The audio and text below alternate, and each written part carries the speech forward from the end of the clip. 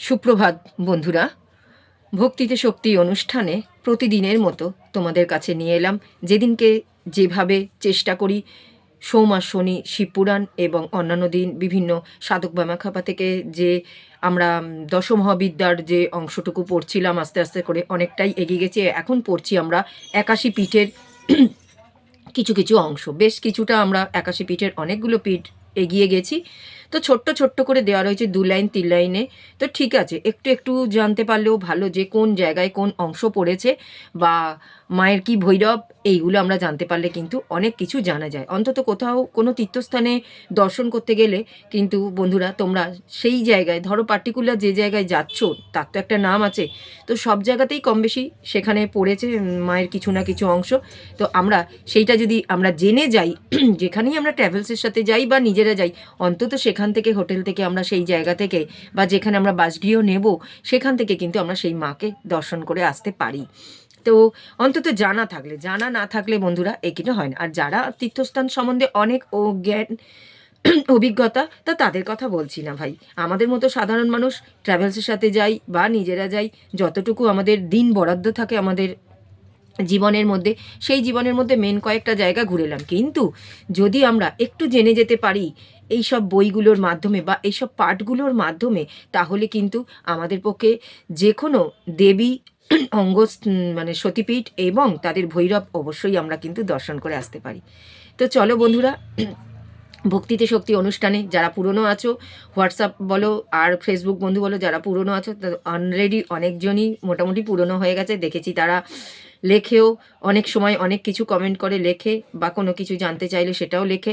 তো তাদের কথা বাদ দিলাম, কিন্তু যারা আজ থেকে নতুন এই ছোট্ট পাঠটি কি দেখছো বা শুনছো, তাদের জন্য অনেক অনেক মানে শুভেচ্ছা অভিনন্দন জানালাম। আর যারা পুরনো রয়েছে তারা তারা তো অতি অবশ্যই শুভেচ্ছা অভিনন্দনের প্রাপ্ত।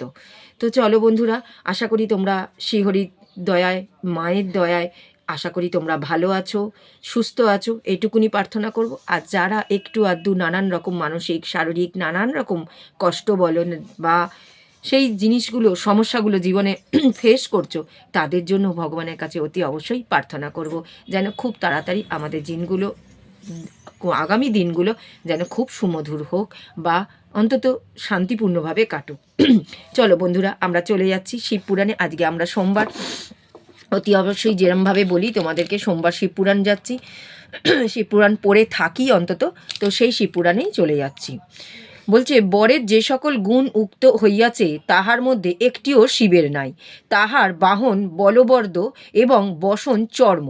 যদি সেই সর্বসম্মত হইত, তাহা হইলে মদন দাহ করিবে কেন?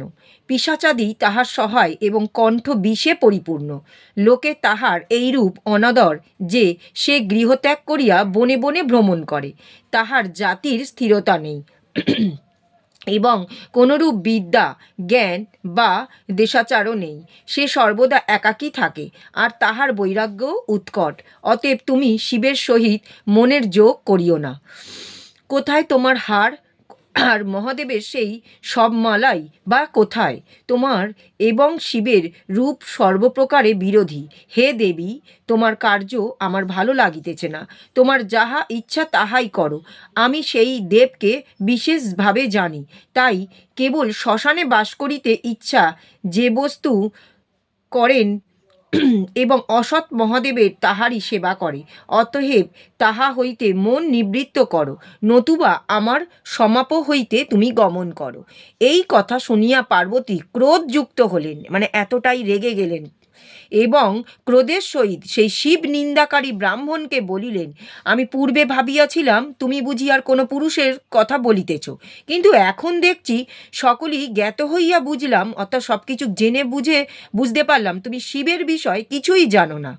আমি ক্রমে তোমার সকল কথার উত্তর দিতেছি, শ্রবণ করো। দেবী দুর্গা বললেন, তুমি যে বলিয়াছ আমি সেই দেবকে জানি, এ কথা মিথ্যা, ভিন্ন আর কিছুই নয়।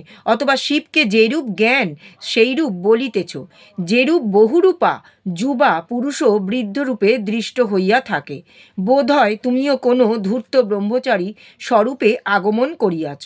যাহা হোক, মহাদেবের স্বরূপ বলিতেছি, শ্রবণ করো। বস্তুত তিনি নির্গুণ, কারণবশত তিনি সগুণ হইয়া থাকেন। অতএব সেই সগুণ ও নির্গুণ এই উভয়ত্বক মহাদেবের জাতি কিরূপে হইতে পারে? সেই সদাশিব সকল বিদ্যার অধিষ্ঠান। তিনি পূর্বে নিজের উচ্ছ্বাসটাকে বেদ সকল বিষ্ণুকে দান করিয়াছিলেন। সেই পরিপূর্ণ পরমাত্মার বিদ্যার আবার প্রয়োজন কি আছে বলো তো? তিনি সকলের আদি। তাহার বয়সের পরিমাণ কিরূপে সম্ভব হইতে পারে? প্রকৃতি তাহার হইতে উৎপন্ন হইয়াছেন। অতএব তাহার শক্তির কারণ অন্বেষণ প্রয়োজন কি? যে সেই নিত্য মহাদেবের ভজনা করো, আর তাহার সর্বদা শক্তি ত্রয়ের বিকাশ হয়, যাহার সেবা করিয়া মনুষ্য নিশ্চয় মৃত্যুকে জয় করে। এই নিমিত্ত এই জগতিতলে তিনি মৃত্যুঞ্জয় নামে প্রসিদ্ধ, এবং যাহার পূজ্য প্রভাবে মনুষ্যের আরোগ্য লাভ হয়। সেই সুদূর মতে তাহার আবার আরোগ্যের কথা কি? বন্ধুরা, আজকে এতটুকুই পড়লাম, ঠিক আছে?